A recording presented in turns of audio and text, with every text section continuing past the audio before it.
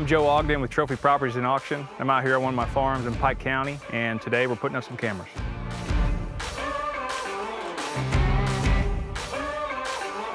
So we're back on a farm I've been managing for probably 8 or 9 years. We designed this food plot. It was an old cattle pasture. We pushed out a few trees, but we made it big enough to make a good sized plot. And there was this island back here behind me that typically if it's a cedar tree or some type of structure in the middle of a plot, deer tend to want to be around it and scrape and do their thing. And naturally right now there's scrapes all the way around this thing. They're using it. It's a magnet to these bucks. Want to walk out and they immediately go to that when they come on the field. Then they go feed, chase does, do whatnot. So our blind's within 30 to 35 yards. Maybe one shot's about 25 yards, so it's a nice comfortable bow shot. When they do come to here and present a shot, it's good for my clients. So I'm choosing to put this camera right off the side of this island. I've got to get away from that a little bit to get enough exposure from my solar, and I think it'll be fine for the deer, but a couple of things come into mind. I don't want to touch anything around that scrape. I don't want to saw anything. I want to go around it, stay away as far as I can. So I'm probably 5, 6, 7 steps from there. And I'll get anything that comes to the scrape. I'll get a side profile or a face-on shot so I can tell what the animal is. And then number two, like behind it, there's where they come out naturally, so the camera shoots wide enough. Anything that comes behind this island, I'll get an image of it. The camera's shooting the whole area, not just a scrape, so I'm kind of a double dipping right there. My biggest thing with scrapes is don't disturb nothing around the scrape. I don't want to touch anything, no scent, least amount as possible. So using these camera stands and getting away from the scrapes is immediate good pictures typically. So I'm kind of setting this camera just off this island a little bit enough I want to catch enough sunlight from my solar so it can run and I ain't got to bother it. You gotta get this thing, it ain't rained in a while, so it's a little stiff. But anyway, you want to get this thing, I'm probably 6 steps from there. But as I told you, I'm going to get this whole canal. Any deer crosses around that island or whatnot, anything hits the scrape's definitely going to get. But like, if you look at the blind behind me, 25-yard shot to the scrape. So if I get this thing here, and you want to point this thing south-southwest, you got to get your compass out. My camera's facing more west. I'm not in love with. I might get some images I can't really see. But if you get your compass out and you try to get as much sunlight as you can get, definitely takes more time to get these cameras set up, but when you do it, so that's about perfect right there.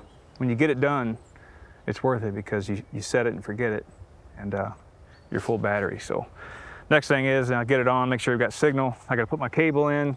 No batteries in here. You flip this little deal on, voila, full battery. So she's going, she's gonna get service.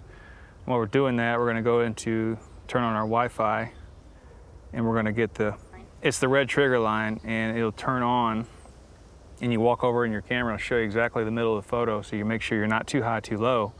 So I've used enough of these right now that they tend to shoot a little high, the way the camera's mounted in there, so I lean them forward a little bit, or if you're on a tree, you can just shim it on the back, just a hair.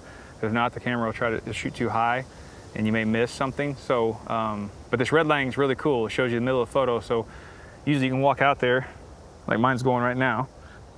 Okay, so we come out here, we got the red line on, and it's hitting somewhere right through here, which is about perfect for a deer. I'm gonna probably move that camera slightly to the right so it catches more plot, but like it's good. I don't wanna get in these scrapes, but it's probably 6 steps, and it's a good way to check your camera to make sure you're not too high, too low. These cameras tend to shoot a little high, so it looks good. So I'm gonna go get it on.